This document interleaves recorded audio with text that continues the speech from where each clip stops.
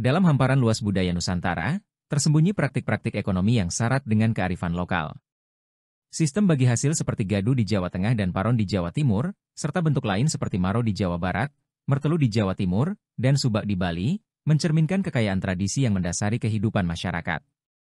Dalam sistem-sistem ini, keadilan dan solidaritas diutamakan, pihak-pihak yang terlibat berbagi hasil dengan adil berdasarkan kontribusi mereka.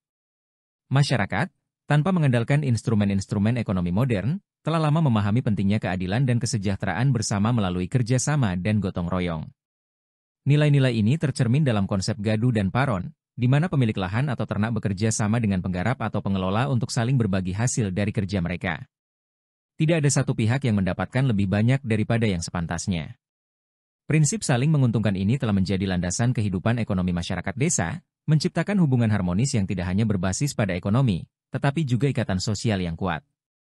Prinsip-prinsip ini bukanlah hal baru bagi Bung Hatta. Dalam pemikirannya, konsep koperasi adalah bentuk modern dari gotong royong yang telah lama dipraktikkan oleh masyarakat Nusantara. Hatta memandang koperasi sebagai alat untuk memperkuat ekonomi rakyat, di mana setiap individu memiliki suara yang sama dalam pengambilan keputusan, dan keuntungan dibagi secara adil. Seperti dalam gadu dan paron, koperasi juga menekankan pentingnya keseimbangan antara modal dan kerja, antara yang memiliki dan yang mengelola, tanpa ada satu pihak yang mendominasi. Koperasi bukan hanya sekadar instrumen ekonomi, melainkan juga bentuk perlawanan terhadap kapitalisme yang eksploitatif, yang mengutamakan keuntungan di atas kesejahteraan bersama. Pemikiran Bung Hatta ini beresonansi kuat dengan konsep syirkah atau musyarakah dalam ekonomi Islam, seperti yang digagas oleh Umar Chapra. Musyarakah adalah bentuk kerjasama di mana dua atau lebih pihak berbagi modal dan risiko dalam usaha, dengan keuntungan yang dibagi sesuai kesepakatan bersama. Chapra, yang menekankan pentingnya keadilan sosial dan penghindaran riba, melihat musyarakah sebagai solusi atas ketidakadilan ekonomi modern. Dalam musyarakah, tidak ada satu pihak yang memanfaatkan pihak lain, melainkan semua terlibat aktif dan adil dalam pembagian risiko serta hasil. Prinsip ini menghindarkan praktik eksploitatif dan menciptakan ekonomi yang lebih beretika, selaras dengan ajaran Islam.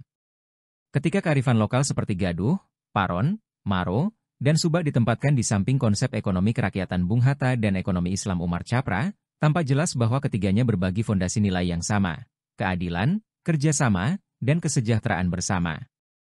Dalam kearifan lokal, kita melihat praktik nyata dari prinsip bagi hasil yang adil, di mana masyarakat telah menemukan cara untuk menciptakan kesejahteraan tanpa perlu bergantung pada kapitalisme atau riba. Sistem ini berfungsi tidak hanya sebagai alat ekonomi, tetapi juga sebagai perekat sosial yang menjaga harmoni antar individu dan dengan lingkungan sekitar. Bagi Hatta, ekonomi kerakyatan adalah manifestasi modern dari gotong royong, sebuah jalan keluar dari dominasi kapitalisme yang memusatkan kekayaan pada segelintir orang. Begitu pula bagi Chapra, ekonomi Islam melalui musyarakah adalah cara untuk memastikan bahwa tidak ada pihak yang dirugikan, dan semua orang terlibat secara adil dalam kegiatan ekonomi. Baik dalam konteks modern maupun tradisional, nilai-nilai keadilan dan kerjasama yang diusung oleh kearifan lokal, Hatta, dan Chapra, memiliki tujuan yang sama, menciptakan masyarakat yang sejahtera dan berkeadilan. Pada akhirnya, baik dalam skala lokal maupun global, prinsip-prinsip ini menawarkan solusi untuk menciptakan ekonomi yang lebih berkelanjutan, yang tidak hanya fokus pada pertumbuhan material, tetapi juga menjaga keseimbangan sosial dan spiritual. Kearifan lokal, pemikiran Hatta, dan konsep syirkah dari Chapra menyajikan jalan menuju ekonomi yang lebih manusiawi, di mana keadilan, kesejahteraan bersama, dan tanggung jawab sosial menjadi pilar utama. Sebuah ekonomi yang bukan hanya tentang angka-angka, tetapi juga tentang menjaga martabat manusia dan alam sekitarnya.